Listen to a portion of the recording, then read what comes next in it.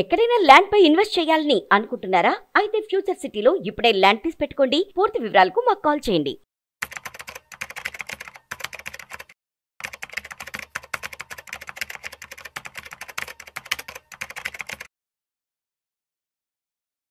Sir Sudhakar గారు నమస్తే sir. నమస్తే Vishnu garu. Welcome to Vishnu talks and welcome to Suman TV. Thank you అండి, thank you very much. So Sudhakar garu, ఇప్పుడు retirement తర్వాత ఒక రెగ్యులర్ ఇన్కమ్ అనేది ఉండదు. ఏదో ఎప్పుడో కొంత పెన్షన్ వస్తుంటుంది కాబట్టి చాలామంది రిటైర్మెంట్ తర్వాత ఆ పెన్షన్ డబ్బులతో లైఫ్ని లీడ్ చేస్తుంటారు. అదేవిధంగా కొన్ని సందర్భాలలో అంటే ఎవరైతే ఆ ఇంటి యజమాని ఉన్నారో సో వాళ్ళ మీదే ఆ ఇంట్లో కుటుంబ సభ్యులంతా ఆధారపడి ఉంటారు.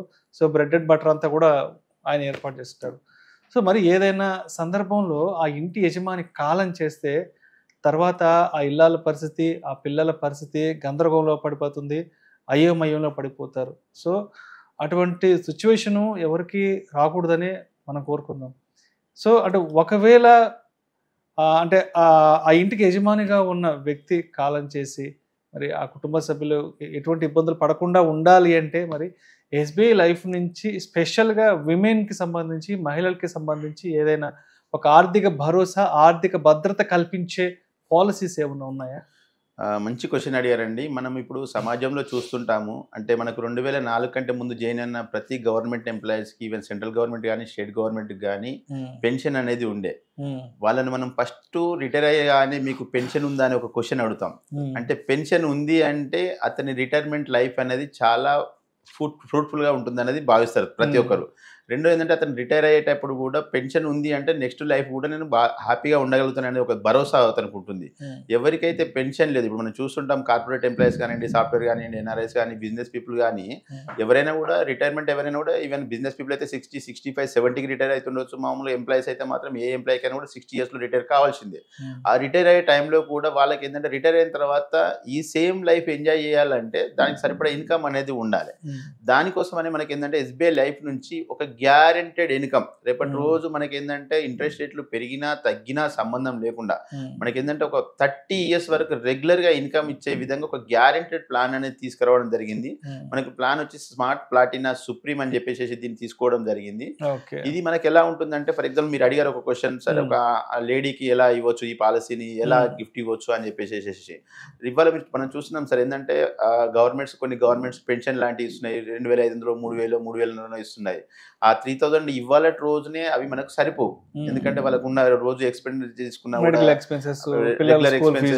మెడికల్ ఇవన్నీ చూసుకుంటే వాళ్ళకి అవి సరిపోయే పరిస్థితి లేదు. 2000, 3000 దేనికి కూడా సరిపోవు సార్. ఇవాళ మనం ఒక కేజీ రైస్ తీసుకోవాలన్నా కూడా దాదాపు 50 నుంచి 60 రూపాయలు ఎక్స్పెండిచర్ చేయాల్సి వస్తుంది. ఒక కిలో చికెన్ తీసుకోవాలన్నా కూడా 300, 400 పే చేయాల్సి వస్తుంది. అదే మటన్ తీసుకుంటే 1000 రూపీస్కి ఎక్కడ తక్కువ లేదు. ఆ 1000 అంటే 3 సార్లు 1000 తీసుకుంటే 3000 రూపీస్ వాళ్ళకి అయిపోయే పరిస్థితి. అసలు 1000 రూపాయలు తీసుకుని బజార్కి వెళ్తే ఇంటికి వచ్చేటప్పుడు రూపాయి కూడా మిగలట్లేదు. అంటే అంత ఎక్స్పెండిచర్ ఉన్నాయి. అది ఇవాళ రోజున చూస్తున్నాం మనం. ముందు చూసుకుంటే అలాంటి వాళ్ళ కోసం ఏంటంటే ఒక మంచి హస్బెండ్, ఎవరైతే మా భార్యను నేను ప్రేమగా చూసుకుంటాను, నాకు రిటైర్మెంట్ అయిన తర్వాత రెస్పాన్సిబుల్ హస్బెండ్ ఎవరైతే ఉన్నారో వాళ్ళు ఆలోచన చేయాల్సింది ఏంటంటే, ఈవెన్ వాళ్ళు ఉన్నన్ని రోజులు వాళ్ళు ఒక పెన్షన్ లాగా తీసుకోవచ్చు, తర్వాత వాళ్ళ వైఫ్ కూడా ఒక పెన్షన్ లాగా ఇచ్చిపోయే విధంగా ఈ పాలసీని అనేది డిజైన్ చేశారు.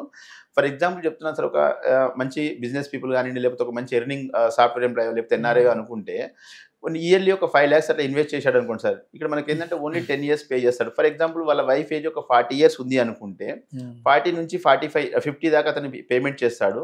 అనేది ఒక 5 years వెయిట్ చేస్తాడు. అంటే ఆమెకు 55 years నుంచి పెన్షన్ స్టార్ట్ అయిపోతుంది సార్. నెలకి 50,000 రూపాయలు పెన్షన్ స్టార్ట్ అయిపోతుంది. నెలకు 50,000 రూపాయలు. ఆమె ఏజ్ 85 years వచ్చేంత వరకు ఆమెకు పెన్షన్ అనేది రెగ్యులర్గా వస్తుంటుంది. మంత్లీ 50,000 రూపీస్ అంటే ఫర్ యానం వచ్చి 6 lakhs రూపీస్. ఒక 40-30,000 ఆమెకు ఎక్స్పెండిచర్ వెళ్ళినా కూడా ఒక 20,000 వాళ్ళ మన్మరాలకు ఏమైనా గిఫ్ట్ ఇవ్వడానికో, లేకపోతే ఇంకా వేరే మెడికల్ ఎక్స్పెండిచర్కో దేనికో దానికి యూజ్ చేయడానికి అవకాశం ఉంటుంది. అలా మనకి ఏంటంటే ఒక 10 years కనుక మనం ఇక్కడ పే చేసి వదిలేస్తే మనకు కంపెనీ 30 years ఇస్తుంది. 30 years ఇచ్చిన తర్వాత కూడా మనం ఏదైతే అమౌంట్ పే చేసిన 10 years కలిపి 50 lakhs ఏదైతే పే చేస్తామో దానికి ఒక 5 lakhs యాడ్ చేసి 55 lakhs రూపీస్ మళ్ళీ 85 yearలో మళ్ళీ ఆమెకు మళ్ళీ రిటర్న్ ఇవ్వడం జరుగుతుంది. అంటే రేపటి రోజు ఒకవేళ ఆమె 85 దాకా బతుకుంది అంటే పెన్షన్ వస్తుంది, మళ్ళీ ఒక 55 lakhs రూపీస్ వస్తుంది. మళ్ళీ ఆ 55 lakhs తోటి ఇంకొక 10 ఏళ్ళలో 5 ఏళ్ళలో ఆమె బతుకుంది అంటే ఆ అమౌంట్ అనేది ఎంజాయ్ చేయడానికి అవకాశం ఉంటుంది. రైట్.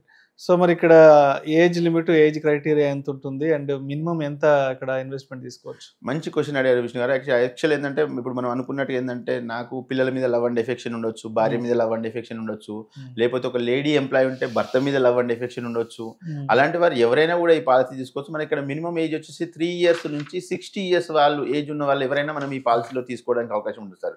అంటే ఫర్ ఎగ్జాంపుల్ ఒక చిన్న పిల్లల పేర్లో తీసుకున్నాము, మా అబ్బాయికి ఒక నెలకు ఒక 50,000 రూపాయలు, రేపటి రోజు అతను ఇల్లు ఈఎంఐ కట్టుకుంటాడా, లేకపోతే ఒక కారు కొనుక్కుంటాడా. ఫర్ ఎగ్జాంపుల్ మనం అనుకున్న ఒక 5 లక్షలు లేకపోతే 5 లక్షలు ఇన్వెస్ట్ చేసి ఒక 10 ఏళ్ళు కట్టాడు అనుకోండి, 3 years అన్నా సరే, ఒక 5 years ఉన్నప్పుడు అతను స్టార్ట్ చేస్తే 10 years పే చేస్తే 15th yearలో అతనికి పేమెంట్ అయిపోతుంది. 20th year నుంచి అతనికి స్టార్ట్ అయిపోతుంది సార్. ఇవాళ మనం అనుకున్న ఒక 1 కోటి రూపాయలు ఇల్లు అయినా కూడా 50,000 ఈఎంఐ లాగా వెళ్ళిపోవచ్చు. లేదా ఒక మంచి కారు కొనుక్కున్నాడంటే కారు ఈఎంఐ లాగా వెళ్ళిపోవచ్చు. లేకపోతే రెగ్యులర్ ఎక్స్పెండిచర్ లాగా కూడా అతనికి యూజ్ చేసుకోవడానికి ఉంటుంది. అతను ఏంటంటే మా నాన్న నాకు ఒక సర్టెన్ ఒక అమౌంట్ 50,000 రూపీస్ పర్ మంత్ నా అకౌంట్లో పడే విధంగా నాకు చేసిపోయాడని చెప్పేసి పిల్లలకు కూడా ఉంటుంది. ఒక ఆడపిల్ల అనుకోండి ఫర్ ఎగ్జాంపుల్, ఆమెకు ప్రతి నెల ఒక 50,000 రూపాయలు ఆమె అకౌంట్లో పడ్డది అనుకోండి, ప్రతిసారి ఆమెకి ఏంటంటే వాళ్ళ నాన్న గుర్తుకొస్తాడు, మా నాన్న ఇచ్చాడు ఈ 50,000 రూపాయలు అని చెప్పేసి.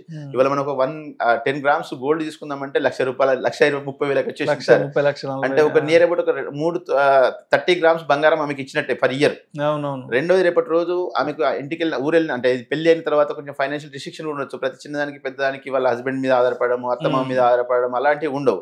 అప్పుడు ఆమెకు కొంత ఫైనాన్షియల్ ఇండిపెండెన్స్ ఇచ్చినట్టు ఉంటుంది. మళ్ళీ రేపటి రోజు పిల్లలు వెళ్ళిన తర్వాత కూడా పిల్లలకి ఏమైనా చిన్న చిన్న ఎక్స్పెండిచర్, పాల డబ్బాలకో లేకపోతే ఇంకా దేనికన్నా మెడికల్కో దేనికో ఒకదానికి యూజ్ చేసుకోవడానికి అవకాశం ఉంటుంది. కాబట్టి ఏంటంటే ఒక తండ్రి కూడా పాపకు గిఫ్ట్ ఇచ్చిన విధంగా కూడా ఈ పాలసీ అనేది మనకు ఉంటుంది. ఇందులో మనకు మినిమం ఇన్వెస్ట్ సార్, ఇప్పుడు మనం 5 lakhs అంటే 5 lakhs అని కాదు, మినిమం 50,000 నుంచి ఈ పాలసీ అనేది మనం స్టార్ట్ చేసుకోవచ్చు. అంటే చిన్న చిన్న కుటుంబాలు కూడా 50,000 తీసుకున్నా కూడా వాళ్ళకి నియర్ అబౌట్ ఒక 4,000 to 5,000 రూపీస్ పెన్షన్ లాగా వస్తుంది వాళ్ళకి కూడా. అలా ఏంటంటే చిన్న చిన్న పెన్షన్ కావాలంటే చిన్నది, పెద్దగా కావాలనుకుంటే పెద్ద. వాళ్ళ ఏంటంటే వాళ్ళ ఆర్థిక స్తోమతని రేపటి రోజు నా కూతురు కానీ, నా కొడుకు కానీ, మా భార్యకు కానీ, లేకపోతే నా హస్బెండ్ కానీ ఒక మంచి పాలసీ, మంచి ఒక రిటర్న్స్ వచ్చే విధంగా గ్యారెంటెడ్గా బాండ్లో రాసిచ్చే విధంగా ఈ పాలసీ అనేది మనకు ఉంటుంది. మినిమం 50,000 నుంచి స్టార్ట్ చేసుకోవచ్చు సార్. మనం మాక్సిమం ఎంతైనా పే చేసుకోవచ్చు, మన కెపాసిటీని బట్టేసి, మన ఇన్కమ్ సోర్స్ని బట్టేసేసి చేసుకోవడానికి అవకాశం ఉంటుంది. రైట్. అండ్ అదేవిధంగా ఇన్సూరెన్స్ కవర్ కానీ అండ్ ట్యాక్స్ బెనిఫిట్స్ గురించి ఏదైనా చెప్పగలరా? మంచి క్వశ్చన్ అడిగారండి. మనకు ఇందులో మనకు ఫర్ ఎగ్జాంపుల్ అనుకున్నాం మనం 5 lakhs తోటి అనుకుంటే 55 lakhs ఇన్సూరెన్స్ కవర్ day 1 నుంచి స్టార్ట్ అవుతుంది సార్. ఇందులో మనం యాక్సిడెంటల్ రైడర్ కూడా యాడ్ చేసుకోవచ్చు. ఇన్ కేసు ఒక యాక్సిడెంటల్ రైడర్ యాడ్ చేసుకోవాలన్నప్పుడు మనకి ఏదైతే 55 lakhs into 3 times లేదంటే విచ్ ఎవర్ 2 crores ఏదైతే ముందైతే అది దాన్ని మనం తీసుకోవడానికి అవకాశం ఉంటుంది. ఒకవేళ యాక్సిడెంటల్ రిస్క్ అయితే 2 crores 10 lakhs వస్తుంది. నార్మల్ రిస్క్ అయితే మాత్రం 55 lakhs వాళ్ళకి ఇన్సూరెన్స్ కవర్ అనేది day 1 నుంచి స్టార్ట్ అవుతుంది. దాంతోపాటు ఇందులో ఇంకొక బ్యూటీ ఏంటంటే సార్, ఫర్ ఎగ్జాంపుల్ మనం 15th yearలో స్టార్ట్ అవుతాను. ఫర్ ఎగ్జాంపుల్ ఒక హస్బెండ్ పేరులోనే ఈ పాలసీ తీసుకున్నాడు అనుకుంటే, హస్బెండ్ వచ్చేసరికి ఒక 50 years ఉన్నాడు సార్, అతను ఒక 10 years పే చేస్తాడు, అంటే 60 years దాకా పే చేస్తాడు. 65 నుంచి రిటర్న్ స్టార్ట్ అవుతుంది అనుకున్నా కూడా 65, 75, 80 దాకా అతను లైవ్ ఉన్నాడు అనుకుంటే ఓన్లీ 15 years మాత్రమే అతను రిటర్న్స్ తీసుకున్నాడు. అప్పుడు ఇంకో 15 years మనం ఇవ్వాలి. అప్పుడు ఏంటంటే వాళ్ళ హస్బెండ్ లేకున్నా కూడా సేమ్ అమౌంట్, ఆ 50,000 వైఫ్ కూడా మనం కంటిన్యూ చేయడం జరుగుతుంది ఇక్కడ. అంటే ఇక్కడ వైఫ్ హస్బెండ్ తీసుకుంటాడు, వైఫ్ తీసుకుంటాడు, మళ్ళీ ఒక లంసమ్ అమౌంట్ ఇన్ కేసు ఇద్దరు కాలం చేసిన తర్వాత కూడా మళ్ళీ ఒక లంసమ్ అమౌంట్ అనేది పిల్లలకు కూడా వెళ్ళిపోవడం జరుగుతుంది ఇందులో. Right sir, right sir. మీ నెక్స్ట్ ఇంకోటి మీరు ట్యాక్స్ బెనిఫిట్ కూడా అడిగారు. ట్యాక్స్ బెనిఫిట్ మీరు అన్నట్టు ఏంటంటే ఇందులో కూడా మనకు మనం సెక్షన్ 80C కింద మనం ట్యాక్స్ లో చూపించుకోవడానికి అవకాశం ఉంటుంది. వచ్చే రిటర్న్స్ కూడా ఇప్పుడు మన ఫర్ ఎగ్జాంపుల్ ఇవాళ ఫాదర్ పే చేశాడు, రేపటి రోజు అమ్మ వాళ్ళ వైఫ్ కానీ లేకపోతే పిల్లలకు కానీ బెనిఫిట్స్ వస్తున్నాయి, అప్పుడు కూడా వాళ్ళు ట్యాక్స్ ఫ్రీ మెచ్యూరిటీ అనేది తీసుకోవడానికి అవకాశం ఉంటుంది. రేపటి రోజు వాళ్ళ ఇన్కమ్ ఫర్ ఎగ్జాంపుల్ ట్యాక్సేబుల్ స్లాబ్లోకి వచ్చినా కూడా మనం ఇక్కడ ఈ ఇయర్లో ఫాదర్ సేవ్ చేసిన అమౌంట్ని పిల్లలు కూడా వాళ్ళు రేపటి రోజు ట్యాక్స్ సేవింగ్లో చూపించుకోవచ్చు. రేపటి రోజు వచ్చిన అమౌంట్ని కూడా దాన్ని వైట్ మనీ కింద చూసుకోవడానికి అవకాశం ఉంటుంది సార్.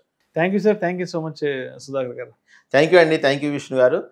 ప్రేక్షకులకు విజ్ఞప్తి, మనం బ్రోచర్లో ఉన్న అన్ని విషయాలను మనం ఒకేసారి చెప్పడానికి కష్టమవుతుంది సమయానుభావం వల్ల. మీకు ఏదైనా సమస్యలున్నా లేకపోతే ఏమైనా సందేహాలున్నా కూడా తప్పకుండా మీరు ఫోన్ చేయొచ్చు. లేదు అంటే మీ దగ్గరికి వచ్చిన అడ్వైజర్ ఎవరైతే ఉన్నారో వాళ్ళ దగ్గర ప్రతి విషయాన్ని తెలుసుకున్న తర్వాత అన్నీ చూసిన తర్వాతనే మీరు పాలసీ తీసుకోవాలని విజ్ఞప్తి చేస్తున్నాను. Right sir, thank you sir, thank you so much. Thank you అండి, థ్యాంక్ యూ విష్ణు గారు.